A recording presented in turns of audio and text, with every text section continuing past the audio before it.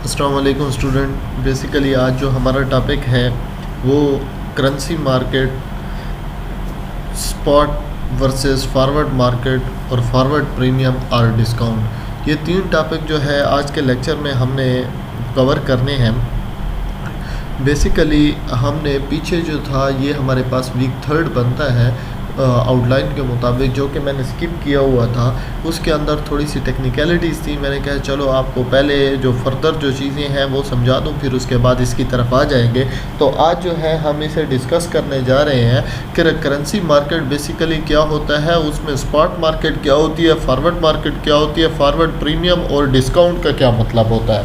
तो आज जो है हमारा लेक्चर 14 और 15 जो है इंटरनेशनल फाइनेंस के दोनों हैं। आप करेंसी मार्केट को देखते हैं।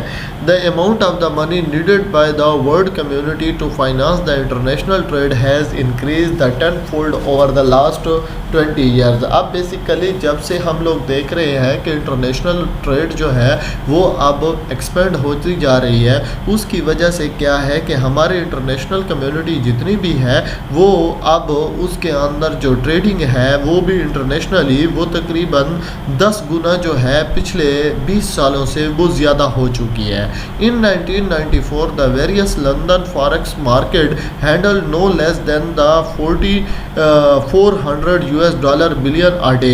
हम लोग जानते हैं कि यहाँ पर या एक रिसर्च के मुताबिक कि 1994 के अंदर जो US की फॉरेक्स मार्केट है, जिसे फॉरेन एक्सचेंज मार्केट कहा जाता है, वो तकरीबन रोज़ाना के हिसाब से $400 बिलियन की ट्रेड करती थी। 80% इंक्रीज़ ऑन 1989, जो कि बेसिकली हमारे पास 1989 के मुताबिक 80 गुना जो है वो ज़्यादा हो चुकी है। The huge increase in the demand for the currency market has stimulated the growth of 2 type of the market. अब ये जो हमारे पास ये जो ग्रोथ है, जो कि हम कह रहे हैं कि 80% जो है इंक्रीज़ हो चुकी है, ये हमारे पास 2 मार्केट की वजह से है। The first type of the market exchange the foreign currency for the home currency in the present और इन द फ्यूचर। अब हमारे पास जो पहली हमारे पास मार्केट है जिसके अंदर हम क्या करते हैं, वहाँ पर अपनी फॉरेन करेंसी को अपनी होम करेंसी के बरअक्स प्रेजेंट या फ्यूचर के कुछ टाइम के मुताबिक हम उसे चेंज कर सकते हैं, जिसे हम क्या कहते हैं, फॉरवर्ड मार्केट कहते हैं या स्पॉट मार्केट कहते हैं। अब ये स्पॉट एंड फॉरवर्ड मार्केट क्या होते हैं ये आगे जाके हमने डिस्कस करना है। और दूसरी जो टाइप है जो कि 80 गुना जो है इस ट्रेड में इजाफा कर रही है, वो हमारे पास क्या है, करेंसी मार्केट। करेंसी मार्केट को बेसिकली हेजिंग या डेरिवेटिव मार्केट्स भी कहते हैं, जो कि हमने पीछे जो है वो डिस्कस बड़ी हुई डिटेल में कर रखा है। This market has the risk of the company increasing और loss because of the change in the value of the foreign currency against the home currency. यहाँ पर बेसिकली हम करते क्या है कि हम वो हमारे पास वो जो रिस्क है कंपनी का, जो कि हमें लॉस की सूरत में आ सकता है, जो कि फॉरेन करेंसी और होम करेंसीज की चेंजेस की वजह से होता है, उसे हम हेज करते हैं, पहले से डिटरमाइन कर लेते हैं। The main derivative market are called future, the option and the swap. और जो कि हमारे पास मोस्टली जो हमारे पास मेन मार्केट है इसमें वो फ्यूचर, ऑप्शन और स्वैप मार्केट है। More than the 1 trillion US$ a day flow through the foreign exchange market of the world which makes this market the largest market in the world in the any commodity. और यहाँ पर ये जो हमारे पास foreign exchange market है, इसके अंदर तकरीबन कोई $1 ट्रिलियन जो है वो एक डे के हिसाब से या पर डे के हिसाब से वो वहाँ पर एक्सचेंज होता है, जो कि हमारे पास पूरी दुनिया के अंदर बहुत ज़्यादा बड़ी मार्केट जानी जाती है, जिसके अंदर कमोडिटीज़ एक्सचेंज होती हैं। अब हमने कहा ये 2 मार्केट, एक हमारे पास स्पॉट मार्केट और दूसरी हमारे पास डेरिवेटिव मार्केट। अब स्पॉट मार्केट है क्या, या बेसिकली ये स्पॉट या फॉरवर्ड मार्केट होती क्या है।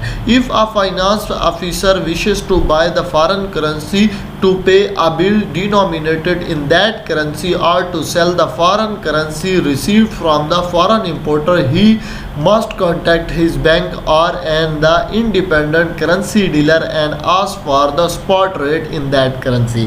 अब बेसिकली हुआ क्या कि हमारे पास एक फाइनेंस मैनेजर है, कुछ कहानी इस किस्म की है कि वो फाइनेंस मैनेजर चाहता है या उस फाइनेंस मैनेजर के पास एक पैसे की एक ऐसे समझो कि खेप जो है वो उसके पास आने वाली है जो कि फॉरेन करेंसी के अंदर होगी। अब उस फॉरेन करेंसी को होम करेंसी के अंदर चेंज करना है तो उसके लिए वो क्या करता है, डिफरेंट किस्म के बैंक्स या डिफरेंट किस्म के डीलर्स का रुख करता है और उनसे क्या करता है, उसका स्पॉट रेट पूछता है कि आज के दिन जो है हमारे पास उसका रेट क्या है।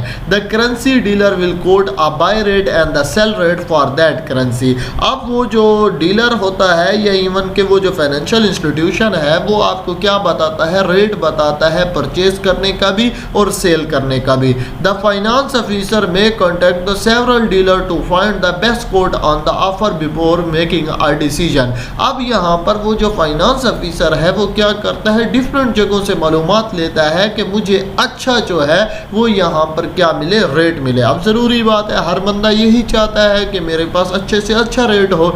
The finance officer can get a rough guide to the quote rate from the computer monitor linked a quote system that lists the quote offered by the various bank and the dealer।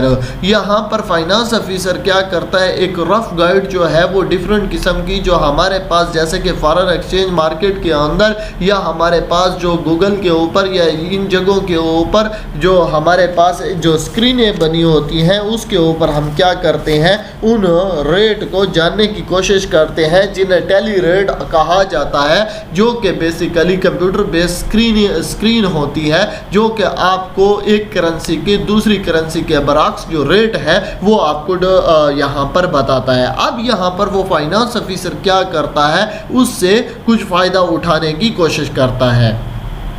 ठीक है, after reviewing the rate quoted, the finance officer will make a deal with the one or the other of the currency trader to buy a fixed amount of the foreign currency at an agreed buy exchange rate or to sell the fixed amount of the foreign currency as an agreed sell exchange rate। अब यहाँ पर वो finance officer करता क्या है, वो यहाँ पर वो जो करेंसी जो है जो कि उसे होम करेंसी ज़रूरत है, फॉरेन की करेंसी उसके पास आएगी, उसे वो बेचेगा और फिर उसके बाद वो होम करेंसी परचेज करेगा। उसने अपनी फॉरेन करेंसी के बरक्स होम करेंसी को क्या किया, यहाँ पर उसका बाय रेट जो है पता कर लिया, एक्सचेंज रेट जिसे हम कह लें कि वो अपनी फॉरेन करेंसी बेचेगा और होम करेंसी परचेज करेगा। उसने क्या किया, एक डीलर के साथ कमिटमेंट कर ली।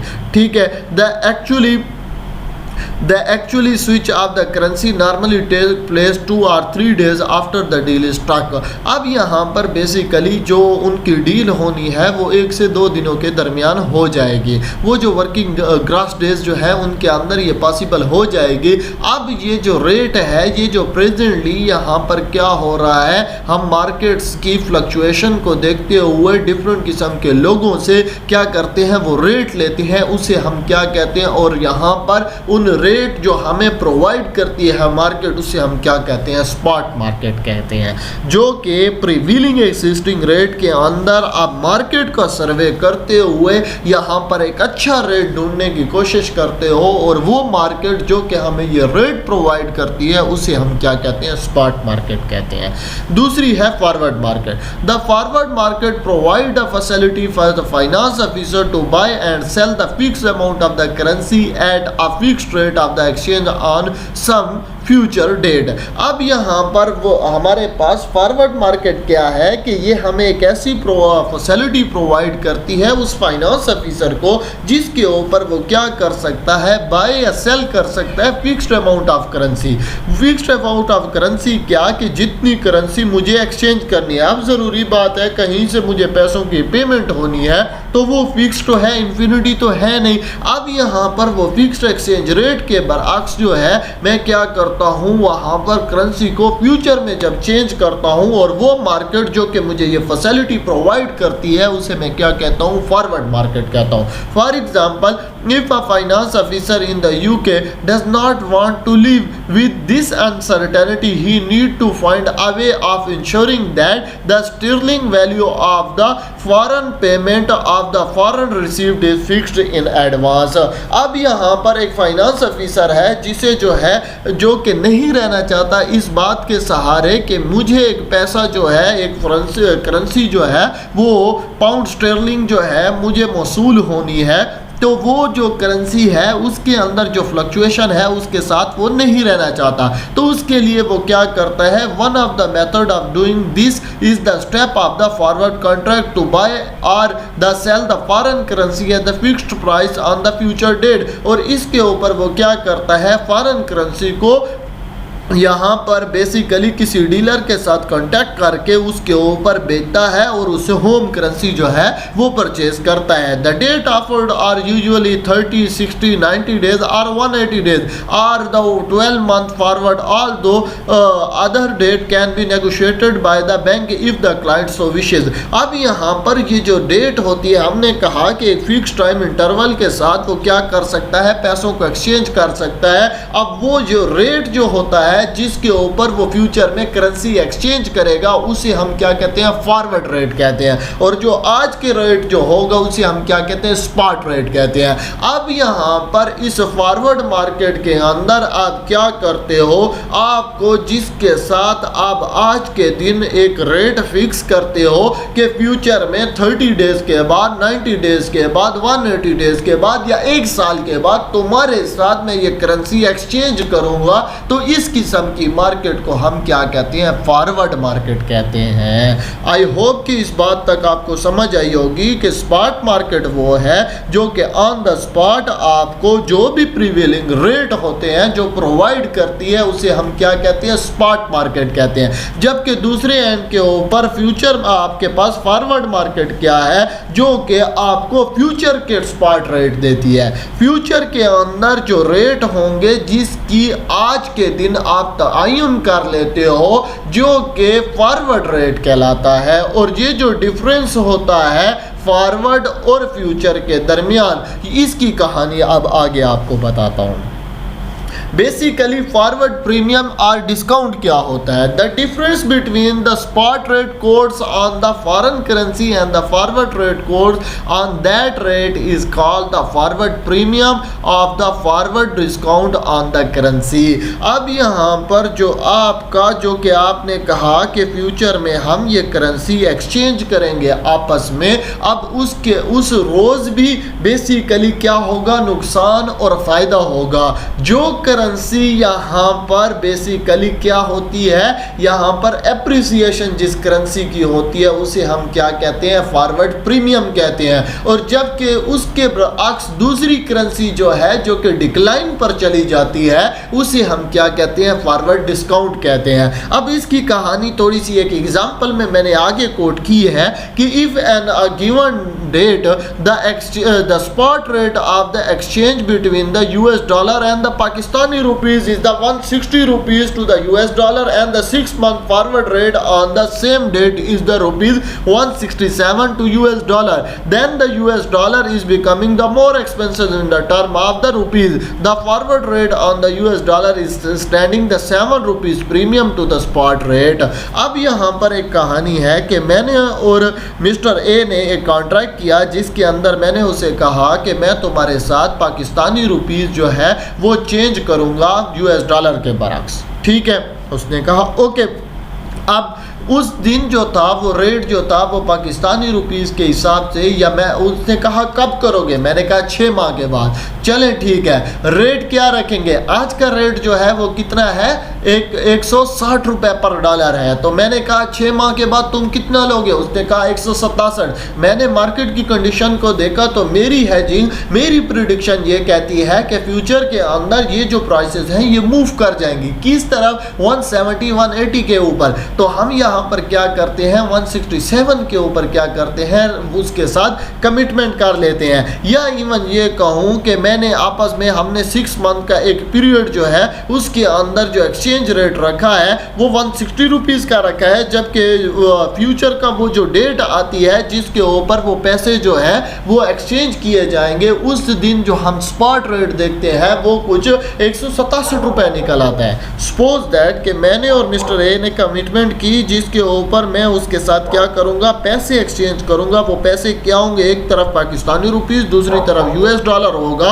अब पाकिस्तानी रुपीस और यूएस डॉलर 6 माह के बाद चेंज होंगे और 6 माह के बाद जो रेट है जो हमने फिक्स किया वो 160 रुपया होगा। जब हमने फ्यूचर वो डेट जो आई जो कि आज से 6 माह के बाद फिक्स हुई है, उस दिन के ऊपर हमने क्या देखा कि उस दिन जो डॉलर था उसकी वैल्यू पाकिस्तानी रुपीस के बरक्स कितनी होगी, 167 होगी। अब यहाँ पर 7 रुपए जो है वो प्रीमियम हुआ है किसे, डॉलर को, क्योंकि डॉलर एक्सपेंसिव हुआ है, जबकि दूसरे एंड के ऊपर आपकी वो जो रुपीस है वो जो डिस्काउंट हुआ है। तो इसे बेसिकली हम क्या कहते हैं, फॉरवर्ड प्रीमियम या डिस्काउंट कहते हैं। जिस करेंसी की वैल्यू जो है आपको ज़्यादा निकल गई, एक्सपेंसिव हो गई, उसे हम क्या कहते हैं, फॉरवर्ड प्रीमियम कहते हैं। और जिसकी डिक्लाइन की तरफ चले गई उसे हम क्या कहते हैं, फॉरवर्ड डिस्काउंट कहते हैं। तो ये बेसिकली कुछ टॉपिक था, कुछ थीम था जो कि हमारे पास वीक 3 टोटल बन रहा था। मैंने कहा चलो आपके लोगों के साथ डिस्कस कर लूँ,